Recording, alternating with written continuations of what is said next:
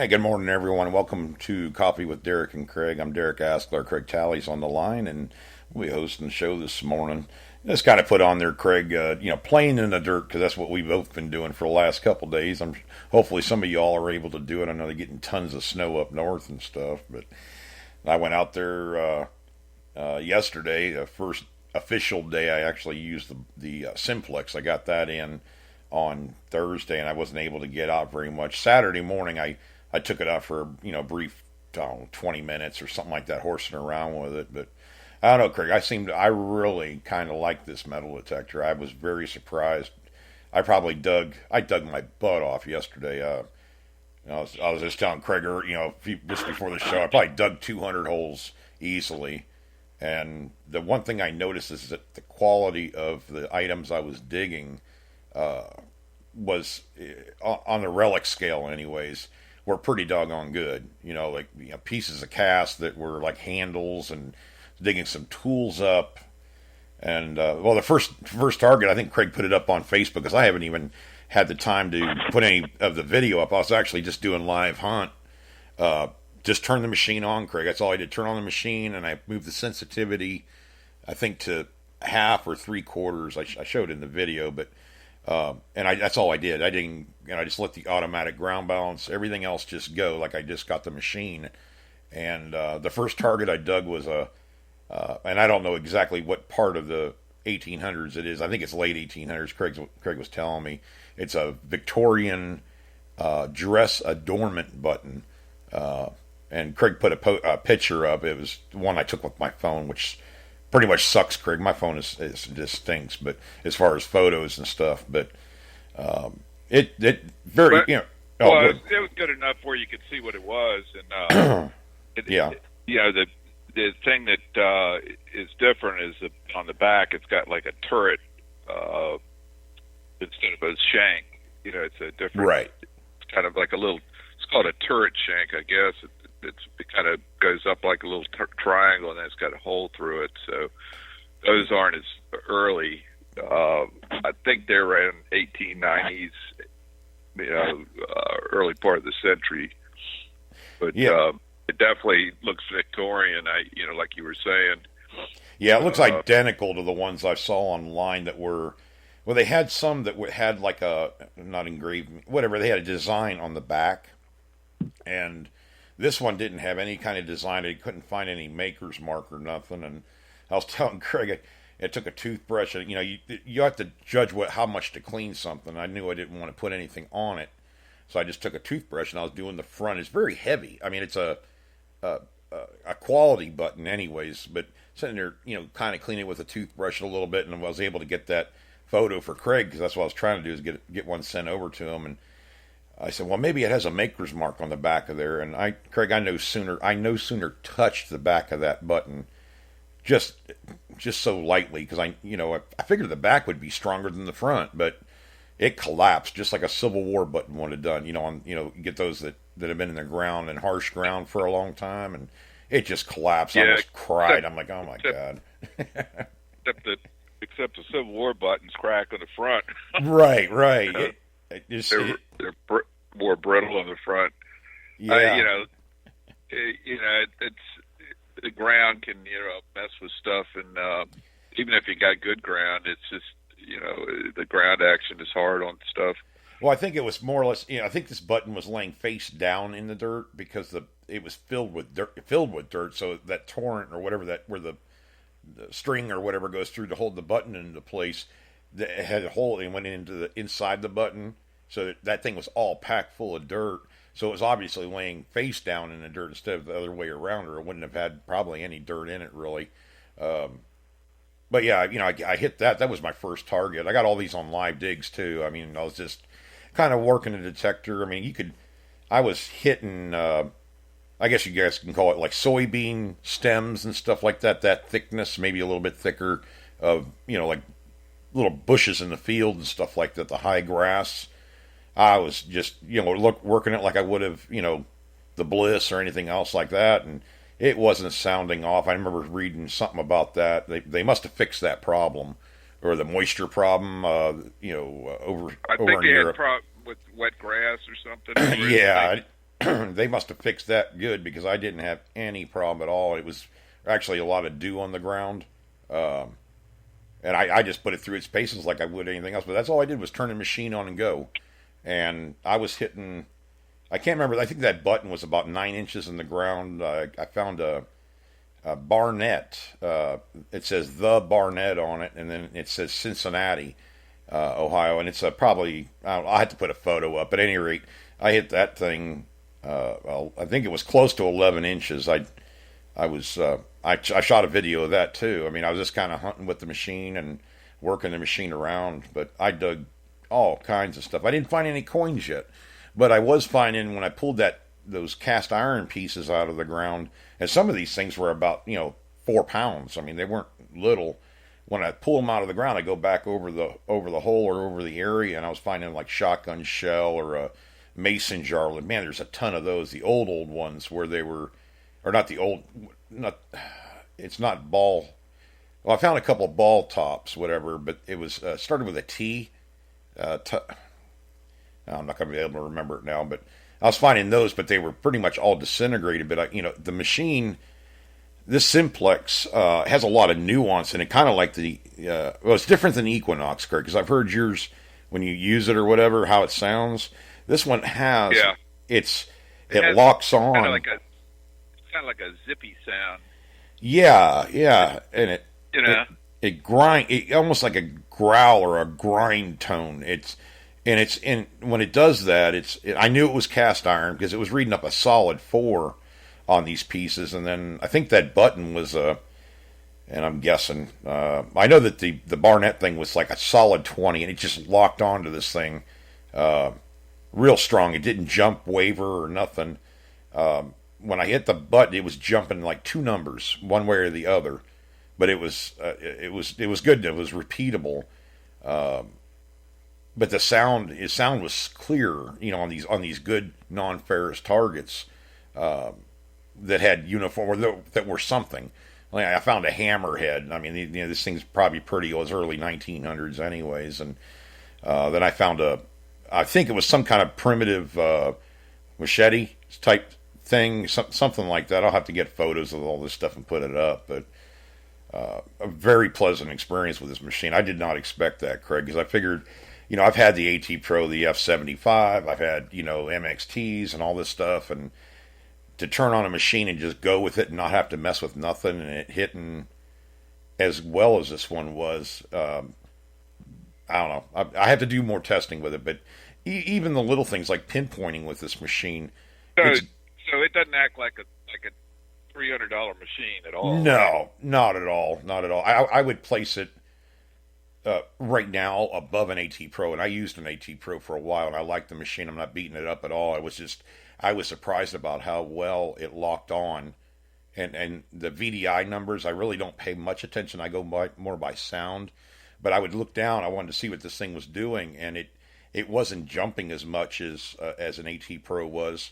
Not that that's bad. I mean, you hunt by sound anyways, but I was just surprised how well it locked on. The depth meter, I didn't really read about that so much. But it has like a bullseye, and I think it's to tell you when you're over the target. But what I noticed when a target was deeper, it had less rings on it. I don't know what that's about. I haven't looked at that. It has a depth gauge too, but I mean, I really don't use. I can lift the coil off the ground and kind of tell. But pinpointing was dead on. But some of these targets, like the bigger ones or smaller, deeper items, had a really small bullseye. Like they have a little dot and a circle. I don't know if it's. I think it's just for pinpointing, but I consider it like a bullseye mark. I was watching that, and I noticed that if it was something that was shallow, big shallow, or small deep, or whatever it was, that was a lot tighter of a span on that little icon. Which was easy to see, and then that's pretty cool. Yeah, and I had to look at it a little closer. It's not something I really use because you can actually pinpoint with this thing without even hitting the pinpoint button, just by where the signal goes right to the lower shaft into where it connects to the coil. It's right there. I mean, it's. I didn't scratch anything. Didn't even come close to scratching anything when I was digging it. Well, cast iron, I could feel it because it's such a big item. I just had to find the edge, pop it out of the ground. But Yeah, I mean, lightweight. My arm didn't hurt at all. I was like, man, this is because I'm used to swinging. A bliss tool is almost 4 pounds, but the way that this one's balanced, it just felt good. I don't know. Like I said, I was pleasantly shocked. I was sending Craig videos and stuff like that. Like, look at this button, look at this. And I tried to send him a picture or a video of my finds. I had them all laying out on the ground and and everything, but it didn't. I didn't have good bandwidth. I don't know. My phone, it's a $39 phone, so it's not the greatest. But yeah, I got actual video, but I ran the battery out of my camcorder somehow. But I actually took live footage, like live hunt. It wasn't a comparison or anything like that type of video, and I didn't know what I was digging up any more than what you guys would watching it. So I figured that was a good test for it, and it was stable. I didn't have any problem with the ground balancing or anything like that. I didn't mess with any of that. I just left it on auto.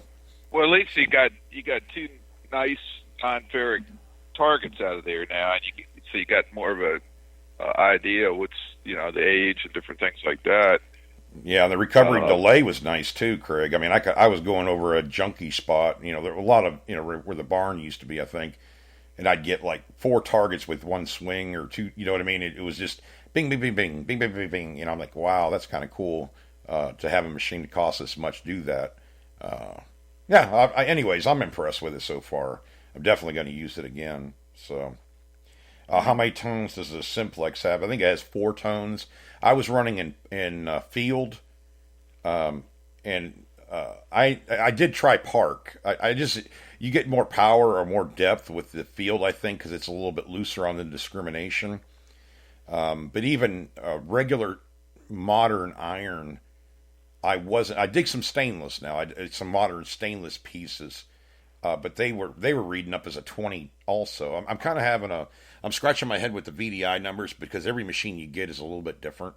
Whether it's MXT or Mine Lab or White's or Mine Lab or Garrett or whatever. So I'm still getting kind of used to those. It does hit on aluminum. I mean, it pounds the crap out of aluminum, like the can bottoms, but most detectors do. I did hit a couple bottle caps with it, and what I notice is that they do jump a lot more than a coin would. Like I think they agreed up it's kind of like a White's machine in that aspect that it hits bottle caps pretty good, but it does jump the numbers noticeably different than they would a quarter. So that's a tell, and the sound is different too. This thing has a lot of nuance in it, and it's very noticeable nuance. And I haven't watched the videos that I shot yet, but you should be able to hear what I'm talking about because it was so noticeable to just to my ear that the camcorder, you probably would have picked it up. But it almost sounds like the signal, no matter what it is on a target, it has like, I don't know, like different sounds within the sound, to give the nuances. It's almost like on purpose, the way they did it. I think, I could hear, something when I was listening to these guys, running over different things. So they might have, tweaked this thing to give it more nuance. Yeah, I think it definitely has. I'm going to call it sound card, but I know it's not that. But it does have. When they put this machine together, they had I'm not going to say a relic hunter in mind, but it's a machine that I wouldn't mind grabbing and going with it. I mean, I'm going to use it again. Just because it did impress me so much. Now, Gavin's asking, all screw caps, do they sound good on the Simplex? I dug 2, aluminum screw caps, and they were flattened, so it's like a coin shape. It did come through, and I didn't really pay much attention, but I know a spot, that curbside, where they are prevalent. I mean, there's a lot of them around, a lot of pull tabs, a lot of... I'll check on that. I think I have some video of that, too. I'll have to watch for it because I got fooled by when it was 70. I think they were reading up at 76. The old I'm going to call them the old English bottle beer, old English beer or malt liquor or whatever. I found a couple of those, and I think it was pretty clear. But those aluminum screw caps are a pain for anybody, really. I don't know how they react on the Equinox, Craig, or if you even dug one, but it does hit like aluminum can, the bottom of the can and stuff really hard. But that's most detectors. Even the bliss tool will hit them, just pound. But I just lift my coil off the ground. I knew pretty much it was going to be a can or can slaw. I dug a chunk of foil, but that fools a lot of the detectors too. But I didn't really pay much attention to I guess the nuance in it. I'm sure there's a difference. I'm sure there's some kind of difference. It's just I got to spend more time with the machine and pay more attention to that because I was having so much fun, Craig. It was like I don't know. It brought new life to the site because I hunted with the bliss tool and with the Quest, and I dug a lot of stuff, but it was just surprising the quality of stuff that I was digging with this machine. And that may have been because I cleared off some of the stuff, with the other detectors, but it just pleasantly surprised me a little bit. I did like the recovery delay, like I said, and I mean, I wouldn't mind buying. I'd tell you to buy one of these things, Craig. I mean, if you needed another detector, a backup detector, this is definitely a machine. It'd be great for kids, and you could steal it from them. A lot of experience at the like Amphibios and Equinoxes, and they're thinking about getting one just to because it's cool and it's not that big. The price isn't that big on it. It's affordable, really affordable compared to the mid or higher end machines, and it's definitely not a low end machine at all. I mean, it's probably even higher than a midline machine, I think. Yeah, it has no wobble to it, Craig. That detector shaft, the way they designed it, at least I'm not noticing one on mine, and I just kind of put it together. The cam lock, I was kind of worried about the cam locks, or the, whatever, I'm calling them cam locks, where the flip, shoot. It's like the Deus, it has the clamps or whatever on it. And I was kind of worried about those at first because it didn't seem like they were really strong, like it really snapped into place, but the way they designed that detector shaft, it's like a strange shape, and it locks itself in. It's very smooth, but it's very it's been measured properly. Whatever, there's no give in it, but it has flex in the detector shaft. Like if you put the coil on the ground, you can kind of flex the detector shaft forward. You can see a wobble in it. You can make it bend a little bit, no problem, and it's made to give. But sideways, swinging left to right, it doesn't have that spring in it. But you can. I was whipping this thing through the grass and through whatever because I wanted to see what it was going to do, and it was smooth. I mean, it didn't wobble, nothing, and the arm cuff is good on us. So So does it have an 11-inch coil on it? Yeah, it's the 11-inch coil. With this thing, it seemed to be when you went over non-ferrous piece. The iron, it's almost like the bliss tool with the 7x9 coil. You know how I was hunting your yard, Craig? It just beep, beep, beep, beep, beep, whatever, everywhere over iron and stuff. But when you went over non-ferrous, bam, the amplification of the sound is like, bam, it's like something's there. It may be a bigger piece of, cast or something, but it is so noticeable when you go over something good. A non-ferrous target, it just kind of pops right through, kind of like the bliss tool does. So definitely, I'd say buy one. I mean, seriously, I got mine. I didn't get the headphones with mine because I like my Sunray Golds or my Killer Bees too. But they make an adapter. It screws into the back of the machine, and you can just plug whatever kind of headphones you want into it. So you get the wireless ones; they're very nice. I just didn't. I feel I'm old school with that. I like the wired headphones. I just feel safer with those or whatever when I'm hearing more. But, I haven't heard anything bad about the wireless headphones at all. They're kind of like, like the Equinox ones, Craig. I mean, there's no lag in them, I don't think, but I just prefer I prefer my Killer Bees. So. Yeah, I kind of like the wireless headphones. You can kind of sit the detector away from the hole. Sometimes True. I get interference from the pulse induction pinpointer. It'll, start talking to the coil on the Equinox. But, I can kind of just push the machine out of the way and don't have to worry about the headphone, thing on it. And I you start using wireless, you don't want to go back to wired. I don't think Well, I use like them with the Quest. wireless better now. Yeah, I used them with the Quest. Quest has a great pair of wireless headphones with their detector and over the ear and everything. Really nice. I don't know. It's just a preference thing, strictly preference that I like the wired headphones. But Gavin was asking whether the cam locks were hinged with a stainless pin or plastic. I'll have to look at that, Gavin. I did notice that, and I mentioned this on Saturday, that the machine, the plastics or polymers, whatever they're using on there, are really strong compared to what they feel like. And I haven't used the machine that much, but I mean, like the clamp or whatever, when you squeeze it down, it feels like it's brittle, but it's not. I don't know what the mixture is they use, but it's something. It's durable, obviously. I looked at the bottom of the coil because I was going over, I was scrubbing stuff, and they have the limestone rock out there, and I hit a couple times. I didn't even scratch the bottom of the coil, on any of this stuff, and it kind of surprised me a little bit, but it has a good coil cover on there, so that made me feel pretty good too. It just all around, I'd say you're not going to go wrong buying one. It performed, I think, better than the AT Pro did for me. So, but I just turned it on. I think this is going to be a killer. Yeah. For the price and everything. I mean, it's not a $300 machine at all. No. I mean, we were talking about it the other day. It's a $600 or $700 machine. I was thinking, if you compare it to the Equinox, maybe it's like a Equinox 500 instead of a 600 or 800. Right.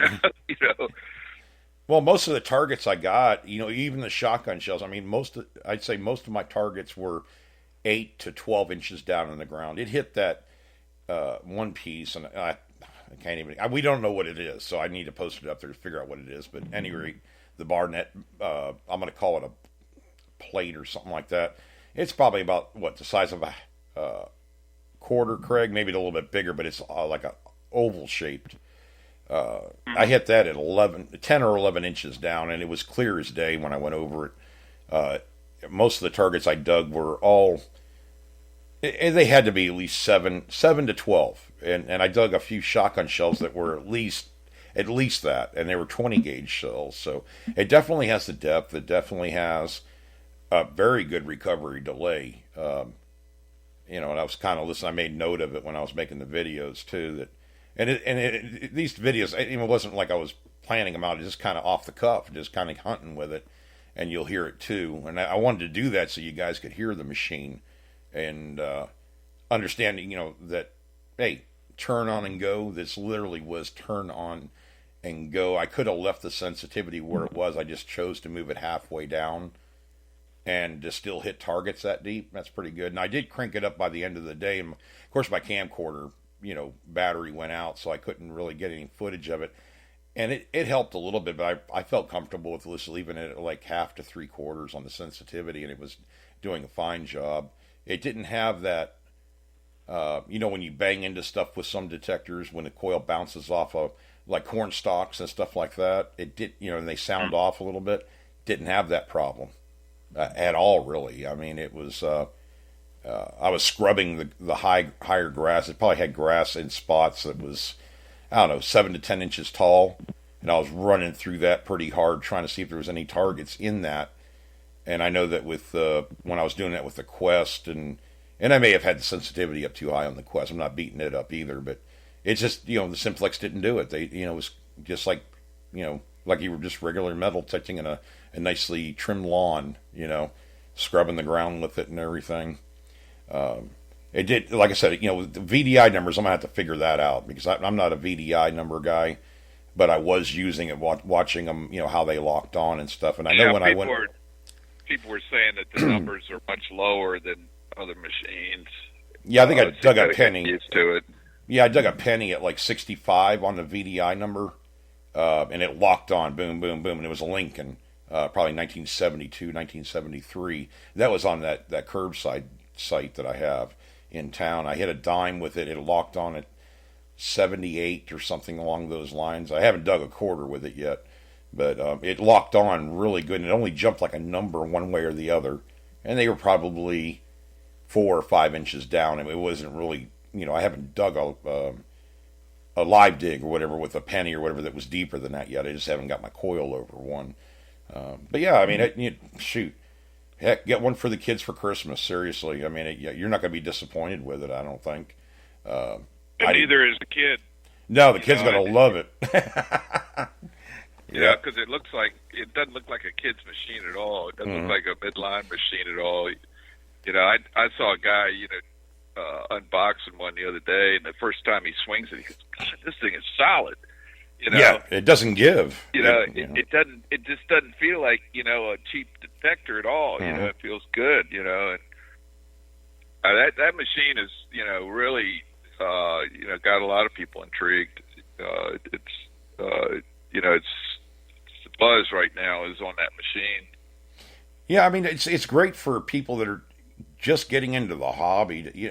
So many times I've owned a lot of metal detectors. So have you, Craig. There's a lot of machines that say, "Oh yeah, turn on go," and we're talking years ago, and they weren't. I mean, they weren't maybe as stable, as powerful, or whatever. This thing right out of the box, just turn on and go. And I haven't even done the update yet. I think it has 0.67. I think there's a update on it. I haven't even tried to do that yet. I guess there was something. So that's what it was. It was you had to turn your antivirus off in order to do the update on your PC or whatever. And people are kind of getting a little wigged about that. I don't know why they're doing that. I'm not sure either. It must be the programming they're using, obviously the update programming, but it just seems kind of weird to have to do that. But I mean, why? Why would I don't know? It doesn't sound. I don't know why you would need that. I mean, the only time you need antivirus is to protect yourself, but it may be not. I don't know how programming they're using. Yeah, I just there's people that don't like it. They don't. Right. they're wondering about why they're doing this. I definitely have seen that on the internet. Well, the only thing that it's really doing, I mean, well, not the only thing, but one of the things is that when you turn the machine on, it goes back to your other settings. I mean, I didn't see a really neat. Like I said, I turned on the machine and go. I moved this. You can move the sensitivity. And if you're going to do a manual ground balance, which I didn't do, I haven't tried yet, but and it may very well act a lot better. But that's the only thing it did was pretty much remember your settings. But with this machine, you don't have a lot that.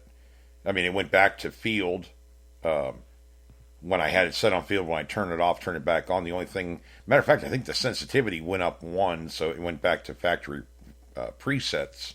But you could just move it down with a button. Another guy was saying, he didn't like it because the pinpoint button was on the left bottom. I'm like, that's perfect place for it if you're right-handed. Now, if the guy's left-handed, yeah, then you have to reach across to get to the pinpoint button. But if you're in a crib, if those are your cribs, you know what I mean, and that's the only thing you could find wrong with the machine, then it's a pretty doggone good machine, because I'm not finding much. The one thing I didn't like is the fact that you have to connect. And it's a waterproof machine, but you have to connect the, I'm going to call it the cable for, if you're going to run wired headphones, you screw this thing into a back, and then it's like a little jumper. And I said, oh man, I don't know, with the tension of the headphones setting the machine down, or if you fell with the machine, whether that connector can take a jolt like that. So I thought about, I'm going to mount that on the detector shaft, like put it, not zip ties, but just to make sure it's solid on the detector shaft, so that my cord from my headphones takes the torture if something like that happens. Because obviously the wires on the Killer Bee headphones or the Sunray Golds is really tough. So if I do break those, I can get those fixed easier than buying another jumper. But they did that, I think, because of being waterproof. You're going to use it underwater. You need to put waterproof headphones on it. So, it's just if that's the only thing I have to crib about it, then it's a pretty good machine, because the arm cuff is solid, and they have extra spots on here. I think I read in the book that in the manual that you can add an external battery pack to charge or run on that machine. I didn't even see a need for that unless you're doing a really long hunt. That'd be nice to be able to plug another battery in. And I think it has, or it has this little channel. That's the only thing I can use to explain it. Along the bottom of the upper shaft that looks like it was made to slide a piece on, like an aftermarket thing, Craig. And I think they're going to be coming out, or somebody's going to start making aftermarket stuff for this detector because of the way that it looks like you can add stuff to it. Like a detector stand, you really don't need that because it sits high enough off the ground anyways. On the bottom side of the arm cuff, it has kind of like legs or whatever. I don't usually set my detector down very often unless I'm on the ground digging out a, deeper target. Usually I dig, with a long-handled shovel, so it's not a big deal for me to reach down just with a pinpointer. You can retrieve the target. But yeah, I mean, a lot of the guys were asking me about this detector. I think it's worth a look, guys. I mean, I'll know more by the end of the week. What's the best way to convince the wife I need a simplex? Hey, honey, I need this simplex. It's really cheap. It's very inexpensive. I mean, it costs half of what my Equinox does. I think it's a great detector. Yeah, so talk her into it. Yeah. My Aunt Pauline wasn't even worried. She goes, well, if you like it, I said, I do. And, I was showing it to her. She goes, that thing, and, my wife doesn't detect too much anymore, but she goes, that is not, it feels good in my hand. I said, yeah, it has a really good grippy kind of handle on it, and it doesn't slide around. It kind of, the way they have it shaped, it kind of rests on your first finger, your index finger, or you can let it do that and kind of just swing that. I mean, it seems pretty solid. I'll put it through its paces. I saw a couple people complaining that they had big hands, and it was the way that it went forward a little bit was straining their hand, but I haven't seen anybody else talk about that. Most people are saying it's pretty good, but if I slide my hand up, you got pretty big hands. Did it feel good on you? It felt good. Okay, I moved my hand all the way up underneath the control box, right where the handle stops at, and it was kind of awkward for me. I like grabbing that handle closer to the detecting shaft. The upper part of it. Slide my hand down the handle a little bit where you hold on to it at. It felt very comfortable to me. But if I slide my hand all the way up, it just feels a little bit awkward to hit the pinpoint button and stuff. But it wasn't anything bad. I mean, it was just a comfort thing. And everybody, if you use straight shafts or S shafts, I mean, it's kind of like you find the sweet spot there where it's comfortable. It's kind of like what you do with this detector. But I don't know, I didn't notice anything bad about it as far as that goes. It's just a little, feels a little weird when I went to hit the buttons and stuff. If I held it lower on the handle, it was better. But I have big hands, so. But I don't know, that's the way it seemed to me anyway. But I stayed out there I was out there from 7:30 in the morning until almost 2 o'clock in the afternoon. And it was cold oh my God. Craig, the humidity was so high, and it was weird. I got out there in the morning. I was out there in a t-shirt in my I had a sweatshirt with me, and I wore it, and I took it off in the first 15 minutes, and then like 10:30, 11 o'clock, it dropped even more. And down here, it was 52 degrees, but it felt like it was 35 by noon. It was just the wind kicked up and everything, and I started getting cold, so I put the jacket back on. And, then I was fine the rest, until about 2 o'clock, something like that. I stopped, and I had a whole pile of stuff. I probably dug maybe pretty good chunk of plow blades, and they must have stored stoves there, these old wood stoves. I found more pieces of that. But I was unmasking stuff too. And so, that works out too. I don't mind getting that stuff out of the way. I even have a couple targets out there I can't get out of the ground. That's how big they are. But I definitely think it's the barn where they had the barn or the livery stable or whatever it was. But the house had to be around there somewhere because I wouldn't have found that button and stuff. Ladies dressed up back then. That was a sign of, well, at least down here would have been that was classy. Yeah. it was classy. So I know, that plantation, is probably, they were rich. I mean, back then by their standards back then, that was definitely from a nice dress or whatever. So the house couldn't have been too far away, or it was where they, got in the wagons and stuff like that, or went around that way. I'm just kind of guessing right now, but I mean, just even the landowner, he was saying, I need to talk to the guy that used to own this property. He'll be able to tell me where everything was, because I should be finding coins and buttons and everything else, around there, and unless they're masked up still. But I've had the bliss tool in there too. They would be more around the house probably. Right. I want to find where they hung clothes and where the privies were and all that stuff, because I'm not seeing really any sign, which is not uncommon down here in Florida. Stuff, it goes back to the way it was within a couple of years. I know places right now where there was old houses they just tore down last year. You can't even tell a house was there. It's just grown up. The grass has grown up and everything, and Florida will overtake stuff very, very quickly. It goes back to its natural habitat very easily, being tropical the way it is. But let's see. I was kind of looking on here. Gavin was asking me some questions on here too. Let's see.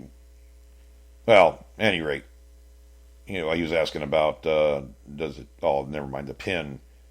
Wait a minute. Does it pinpoint good off the toe of the machine and wiggle method? Yeah, I did that. I do like I do with the bliss tool, and it's right where the detector shaft connects into the coil is right where it pinpoints at. But I can kind of scan over it. It'll lock on. Sometimes I go over targets. That's one thing about it, Craig. You can have an iron target down in the ground, and you have that high tweak in there. It's very noticeable. Now it may be a mixed metal, like a cast iron will give you a little bit of a high tone mixed in with the iron tone, but on regular steel, it didn't do that. I mean, it gave you a definite. I definitely had non-ferrous in the hole. I think I dug some horseshoe nails, like they put the shoes on a horse, and they were bigger ones. But I had a couple of those in the hole, and I still got the non-ferrous target out of the hole. So I think I have that on video too. This is the best way to show it. I mean, rather than me tell you guys about it in the video and just show the finds, I wanted to show what the machine was doing. Show how smooth it was and everything, because that kind of shocked me. And I use the AT Pro. AT Pro good machine and everything, solid machine. But when you go over a marginal target, or it's mixed in with the numbers would jump like 20 to 70 or whatever, and you knew it was good because it was hitting that higher VDI number.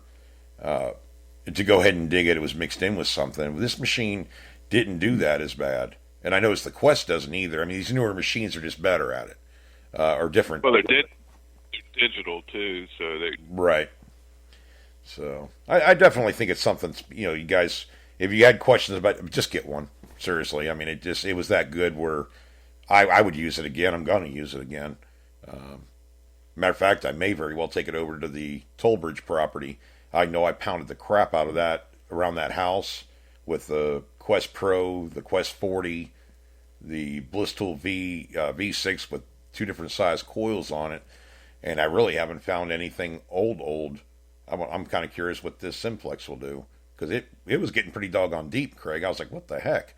Didn't expect that. I expected, 5 to maybe 8 inch deep items, not up into the 1 foot range. So yeah, and it does give a repeatable signal, but you won't see any numbers on the VDI. Like a high tweak or whatever, you'll get those, and sometimes it doesn't show any numbers. It just has the two lines on it. But if it's repeatable, if it sounds good, dig it, because it's getting to that detection depth where it can't give you a VDI number. But it was always non-ferrous what I was digging.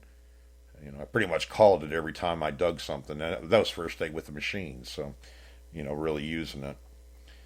So they connect. Oh, Gavin's saying he says I'm using the wireless earbuds, low latency, and I find I find them great for the temperatures up there. They connect instantly to the Knox 600.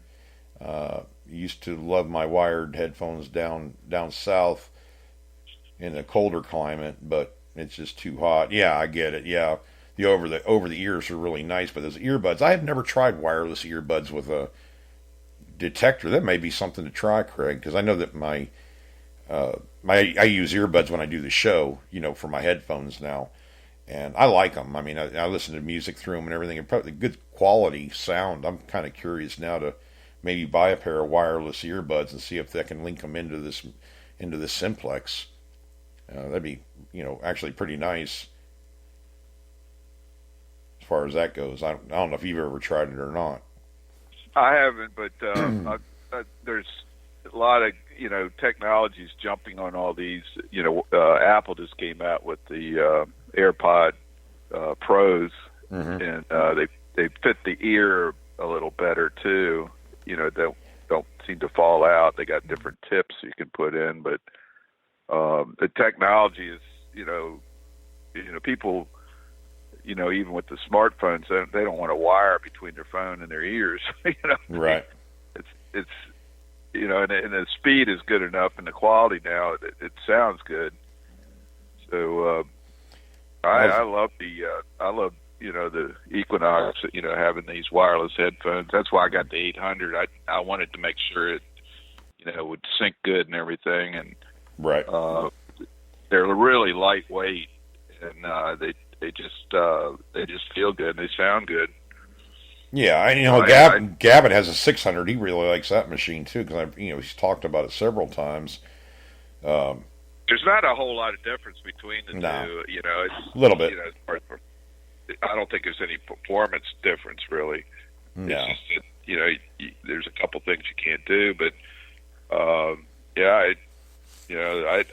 decided, everybody's telling me, get the 600 because you don't, and I said, well, I kind of want the headphones.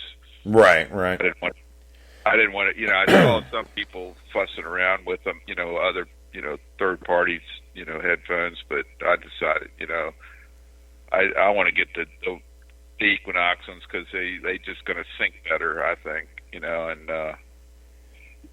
when you turn it on, you hold the button in and it just goes from blue to red, starts blinking, and then within seconds it pairs. So I like that. Yeah, Gavin's saying here, if you're going to get the earbuds, get the low latency, LATENCY, low latency, so that there's no delay when you swing over a target. Makes sense, Gavin. Thank you, because I wouldn't have really thought about that. I didn't know there would be a lag either way, but yeah, that's a good information right there. I didn't mean for this show to be about the simplex. I had such a good time with it. I didn't realize, Craig, it's already 7:43. Yeah. Kind of talked about it quite a bit. It's just pretty much having fun with it. I mean, I haven't. I don't know. By using a sound machine, you get so in tune with the sound of stuff that it was nice to have a machine that had multiple tones that I could listen to, and I noticed so quickly that it has a lot of nuance to it. I haven't, I've heard a couple of the guys in the UK say that on their videos. I saw the one guy from, I think, the US made a video, and he said, I have, a nickel by a nail, that one video. But when he was going over that, he got that tweak in there. And it seems like when it does that, it's something non-ferrous down there. It's something you need to look into. When it has that modulation jump, you'll get the regular sound, and it's very deep. And when you go over something big, it's like a modulation jump. It's bing, bing. It's kind of different, and it has different. The sound of the tone, the nuance, and it's different over targets. And I'm hoping that the video pulls that up. You'll see exactly what I'm talking about. It was nice to see. Because you don't, with sound, that's one thing that I think the Equinox and the Quest and, now the Simplex and the Deus too. I mean, it has a noticeable improvement of sound quality where you can hear this stuff where the older detectors didn't, I don't know, it wasn't as good. I don't know whether with the processors are different or whatever. Even the Bliss tool, we had a lot of nuance in the single tone, but That's what it reminded me of. When you went over a good target or a good signal, you definitely knew it. It was something that stood out. Oh, wait a minute, there's something right there. I mean, it was just that quick. So, yeah, I'll definitely try to get those videos up today, guys. It's been a kind of a crazy couple days, and I was so beat yesterday, Craig. Pauline says, you haven't done that in a while. I said, man, I tell you what, I dug my butt off. I felt like I was on a beach, beach somewhere digging. That's one thing I want to do with it too, is take it to the saltwater beach, because apparently this thing is really designed to deal with the salt content in the wet salt sands, the way that they have their beach program set up. Definitely want to see what that'll do, because if you can work wet salt sand with this thing, as good as like the Equinox or whatever, it's going to be great for people on vacation. This thing folds right up or slides right together, just like the high dollar machines do. So we'll see.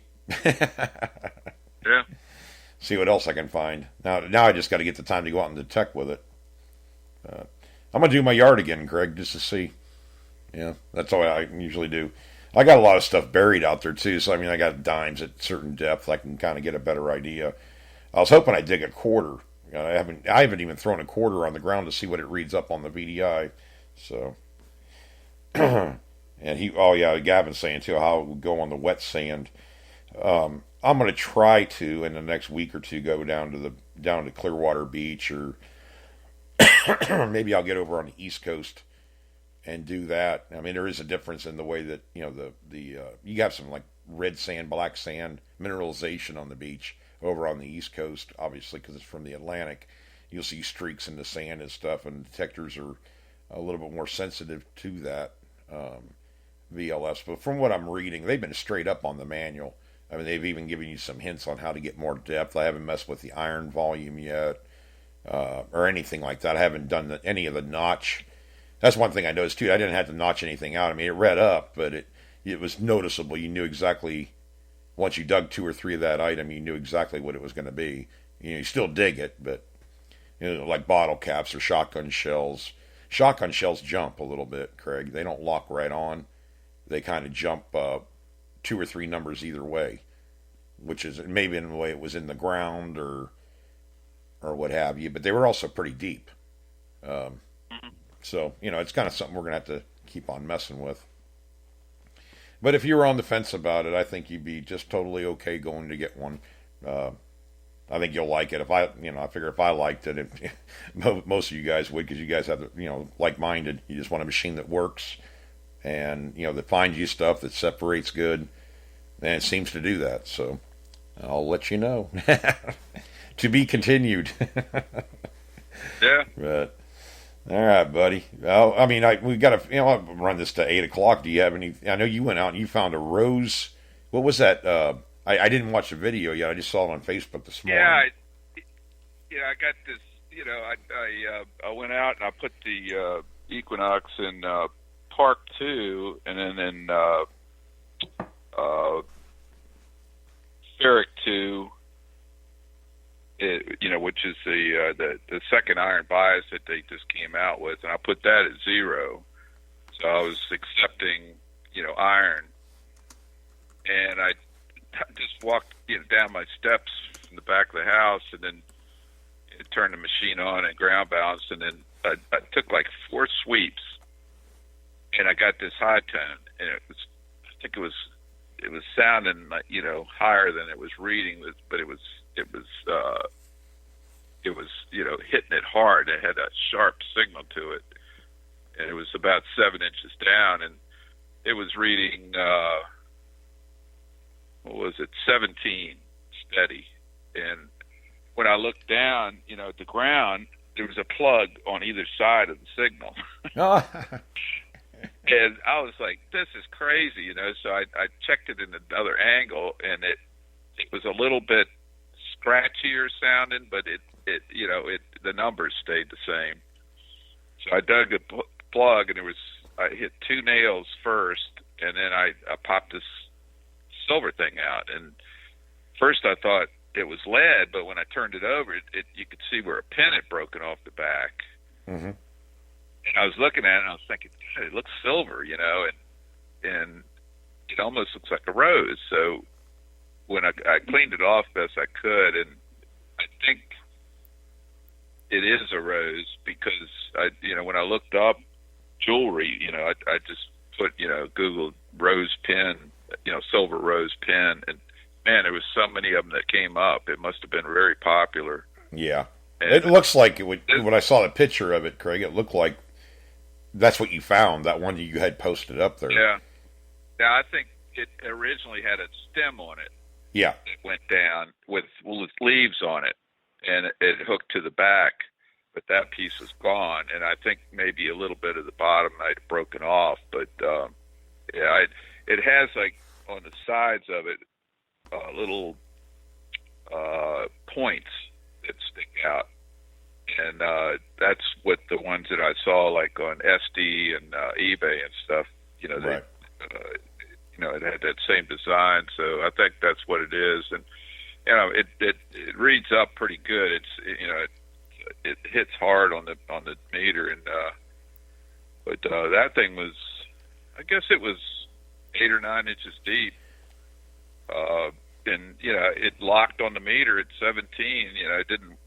Maybe went 17, 18, 16. But if I hit it on the one direction, it just locked at 17, which is, the meter just really goes deep on this machine, and it's very accurate. At depth. So, and same with the tone. So, what I went over some other. I spent another 45 minutes hunting around. It was kind of cold, but I didn't dig anything else. I dug a couple pieces of aluminum that were tiny, but when you unmask the machine, if you run this thing wide open, it unmasks targets even more. Now you kind of dig some iron, big iron probably. Mm-hmm. But yeah, oh yeah. If you're in a site like my yard is starting to, thin out like crazy, I know there's still stuff in it because there's just so many nails still in the ground, and I just keep picking away and trying things that pull some more stuff out, and if you unmask, if you drop drop down into the iron range. I heard, originally when I first started using the Equinox, people were saying that, that if you're in highly mass situations, the program can't pick out the coin-sized objects as well. But if you drop down below, then it will pick those targets up as good, better. But you also dig like round pieces of iron that are bad. Right. But right. People say, "Oh, I don't want to dig trash," and I go, "Well, if you dig one good target and you dig 10 bad targets, that's to me that's worth it." I mean, if you can squeeze something else out, and I don't know, I like going out and just tweaking around with this machine and seeing what I can find, and just I was telling people you got to listen. This thing also has a lot of audio nuances. It sounds like the Simplex does too, but yeah. These new machines, it's kind of exciting. It's like a new age of digital machines now that I'm excited to see. If they got this cheap machine that performs like a high end machine, just think when they come out with another high end machine. There's a lot of people switching to amphibios, and I saw Quarter Hoarder is switching to one, and he was an AT Pro guy, sold the whole time he's metal detected, I think. Yeah, I mean, it's just different the way these newer machines are. It's like, on the Simplex, you have a way of I haven't even tried it yet, but they say you can turn off the volume to the iron targets. I thought, and it says on there you'll get more depth by doing that. But I'm thinking of turning the volume off on iron targets, whatever it's rated at as far as the level, as far as a VDI number, but go over the ground. And if you even get a tweak, and it just like a little, or something like that, and you're not getting it all the time, but you scan it from 2 different directions. If you're still getting it, it's repeatable. It's probably a piece of non-ferrous. It's right next to an iron piece of some kind, whether nails or whatever, it's worth digging. This is a machine that's I think is going to be very forgiving. Usually in the past you get a marginal target. It was just that. With this, it's letting you know, from what I can tell so far, it's letting you know there's some kind of non-ferrous down in that hole. Now I don't know what it's going to be. Maybe just chunk of brass or copper or whatever. I was digging even small pieces of about the size of half the size of a dime, pieces of copper from a mason jar lid or brass, whatever they made them. I think it was copper. But I would pick those up, and it wasn't the best signal in the world, but it was a non-ferrous signal, and I wanted to see what it was. And, so it does pick that up, but it was amongst iron, which kind of fried my mind because you think it would have totally masked that little piece of copper, but it didn't. I do some more testing with it. It just does give you, it gives you hints. It gives you, it's very forgiving so far with this detector. And I don't know what they're going to do on programming, Craig, because they can do firmware updates. They can change stuff around on this detector as far as like some kind of an iron bias or whatever on it, like the Equinox has. I'm sure they can do something like that as time goes on. But for somebody to buy the machine, kind of read over the manual real quick to get a general idea what the buttons do. But you could pretty much I just turned the machine on, moved the sensitivity, and went with it. So, you can't ask for more than that. That's turn on and go as far as I'm concerned. And it worked well. So, and I'll get more into settings, and I'm sure I can get more out of this machine if it's this good just with the presets. Well, that's pretty good. The first test. You've already been up to that site, and you done some nice stuff, and that's a pretty good. That's a pretty good first run on a detector. You didn't even know what to expect, and you were digging some deep targets. Oh yeah, I went back to the car 6 times because I had so much cast iron, and I want to dig that. I want to see what it is because there's some really neat ornate things you can that they made that cast iron out of, or made out of cast iron, whatever what I'm saying. But my find bag was getting so heavy, and I started finding, I found the hammerhead, and I found an old curry comb they use for horses. It's pretty doggone old, but it had a lot of cast iron on it too. So I'm digging all this stuff, and I'm like, God, I got to make another run to the car. Hang on a second, and then I started finding pieces that were like about a foot long, and you got to get those out of the way anyways. But yeah, I had a whole pile of cast iron, probably about 12 pieces of it. I had to keep on going back to the car all the time. And then all kinds of little stuff. Screw caps and, the old lids, the Sav or whatever from the 20s. I think that's where they're from. And the old screw caps for the cans. Oh, that's one thing I want to say. Guys, don't forget to bring something with you.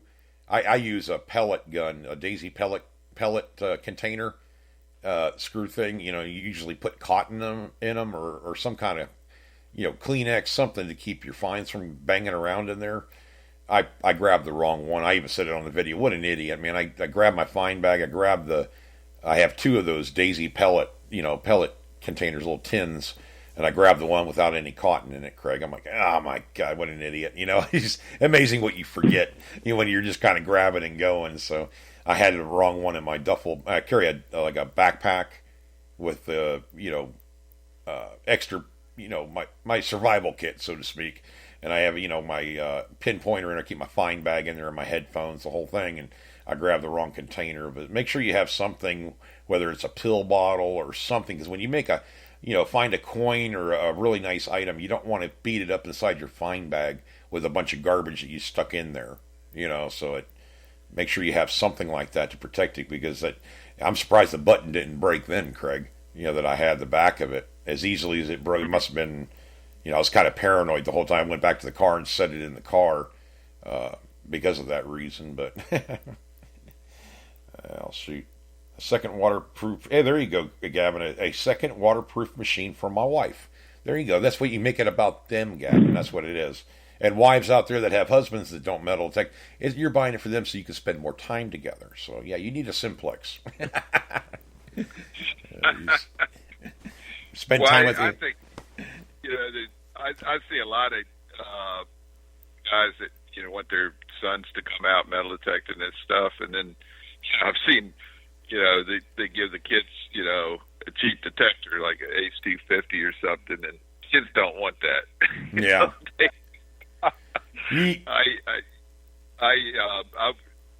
I went over to this guy Jeff's house the other day, and he got some detectors, and he had Ace 150 and two Ace 250s that he bought used, I guess. And I was sitting there going, man, his property is so hammered, and it's just I found a bullet on the property, last year. It was 11 inches deep, and they were kind of shocked that I even found a bullet. Oh, God. But that's how bad the place has been over. But it's real thick over there too, and it's starting to thin out a little bit. So. And Gavin said he lost interest in the Vanquish, and I say, "Oh, LOL." Oh, I know it. Yeah, I know it. I don't know anything about that machine other than what they're saying, but the Vanquish is, the top of the line Vanquish is a little bit more expensive too. Mm-hmm. Oh, very well, maybe, and it may be very good. I just, I haven't spent any time in looking at any information about it. Really, I need to get online and look at that. I mean, I actually looked at the Vanquish. I kind of changed my mind. To me, it looked kind of cheap in the beginning, but when I saw what the meter in the front of it looks like, it looked a lot better than I thought. Mm-hmm. So, and it may very well have these capabilities too. Yeah, it's kind of cool that people are coming. They're coming out with different, levels of machines, but using this new technology. Yeah, it's definitely a buyer's market. A lot of people that you got guys and gals out there thinking about getting into a hobby. There's options for you. It's not like it was, 20 years ago for Craig and I getting into the hobby or whatever. We were kind of at the mercy of what the advertisement was. You didn't know any more than that. Now you have a lot of information. Now we have an information overload compared to right. what we used to have. Yep. Which is a good thing. Yep. And then, I guess Gavin says the multi-frequency is all it has. I guess it's a Vanquish.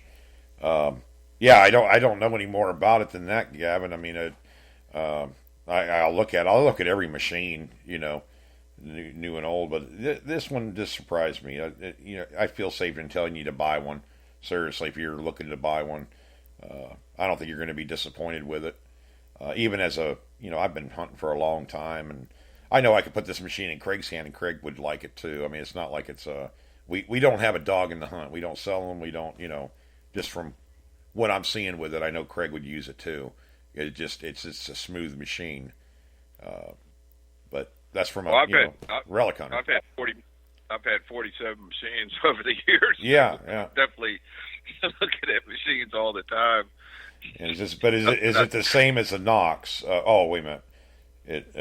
I don't know if Gavin, are you talking about the Vanquish the same as a Nox or the Simplex?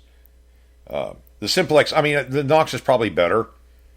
I would say. I mean, it has, especially the iron bias they have now, the new programming. I'm not going to say it's better than a Nox, but I mean, it competes well with it, I think. I mean, you're also talking a price point. I paid $253 for the Simplex, and it's $800 for the Nox. I mean, it's just a price point, but it does. I would say it does better than an AT Pro in a heartbeat, because I had one. I know, and it does probably what the AT Pro would do with the Tornado coil on it. As far as depth and sound, and but not the VDI part of it. It locks on good. So plus it's lighter. Oh yeah, definitely. But anyways, AT Pro is kind of head heavy. The coil heavy. Mm-hmm. And it's really balance that well, but it's a good machine. A lot of guys who use them, I mean, they love them, and and I've used them, and it's a good machine. It beat the F-75 in a heartbeat as far as I was concerned. And I think the F-75 was Fisher put out a decent metal detector, but I mean the Technetics T2 is like the F-75, but better. I don't know if it's electronics or how they have it set up. But yeah, I mean the AT Pro, I mean, is the biggest selling metal detector probably for quite a while now, price point and the Yeah. capabilities of it. So I'm definitely not beating it up. I mean, that's one thing about metal detectors. Even the older school ones. The E-Track. I mean, E-Track came out years ago, but it's still good. I mean, if you have a chance to buy one at a decent price, I say buy it. It's great to add to your arsenal of detectors. I mean, they run on different frequencies. They do different things. Sometimes they do stuff really good. Other stuff they don't. Recovery delay and all that kind of stuff. But it's nothing to shake a stick at. If you can get your hands on a White Spectre V3i, I mean, it's still a $1,700 machine, I think, or a Deus. I mean, if you can get a Deus for under $1,000, or under $800, I'd buy it because it's a quality machine. It works good. You're gonna find stuff with it. We just, I don't know. This Well, machine for me is cheap enough.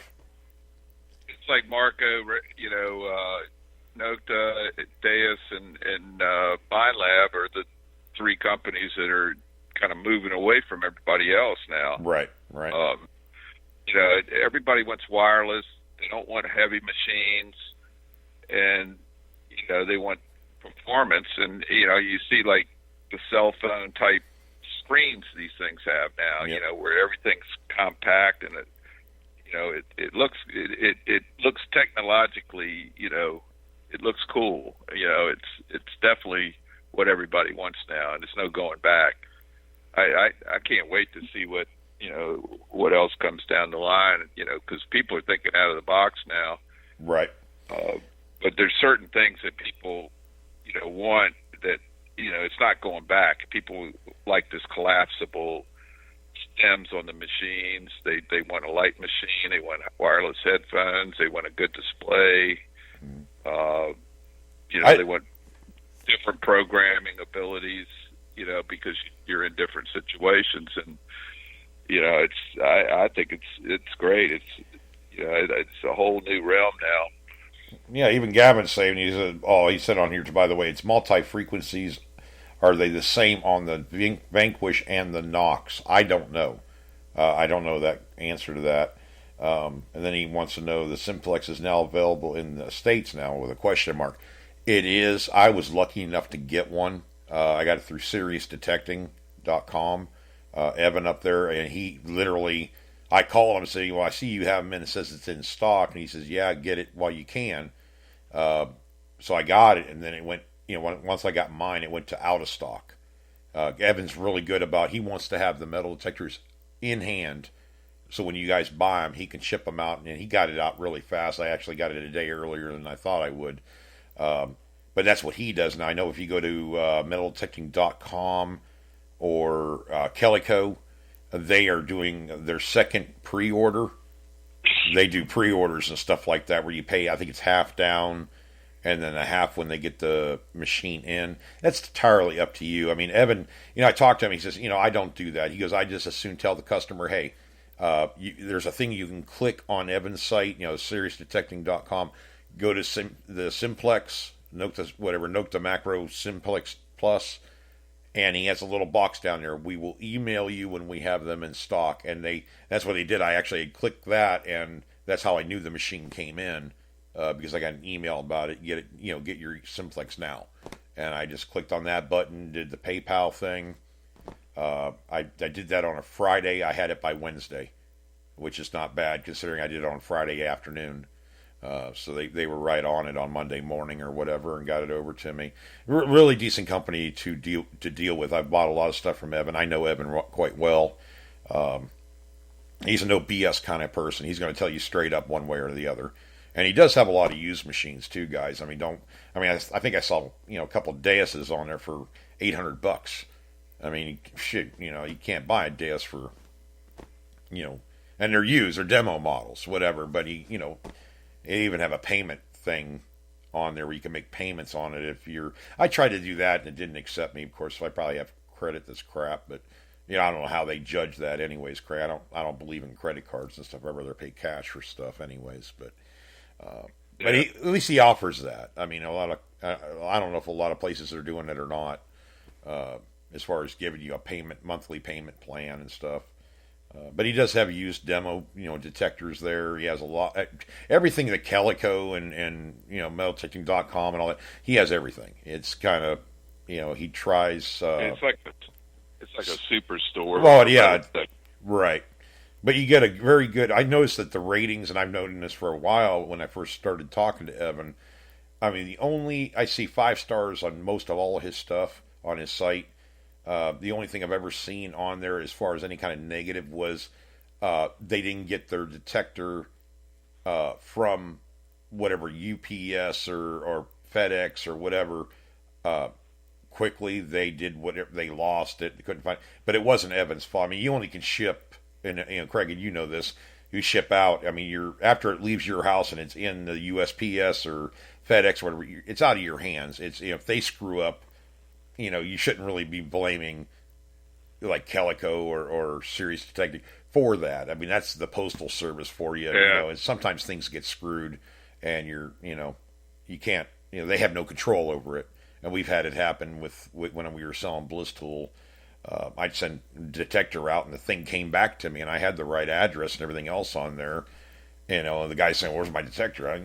Dude, I sent it out. Here's a tracking number, and it was showing back in Tampa, Florida. And I'm like, "What the heck?" I don't know what they did, but it wasn't me. I mean, I want you to have your detector fast, and I know Evan does too. So, but you can click that little box on his site, and they'll let you know when they come into stock. He thinks probably January. I'm hoping December, but it's probably going to be January. But good guy to deal with. Good company. Always treated me right. So, Craig, I'm gonna get off here, brother. We've already gone over an hour. This is gonna be like Saturday night show.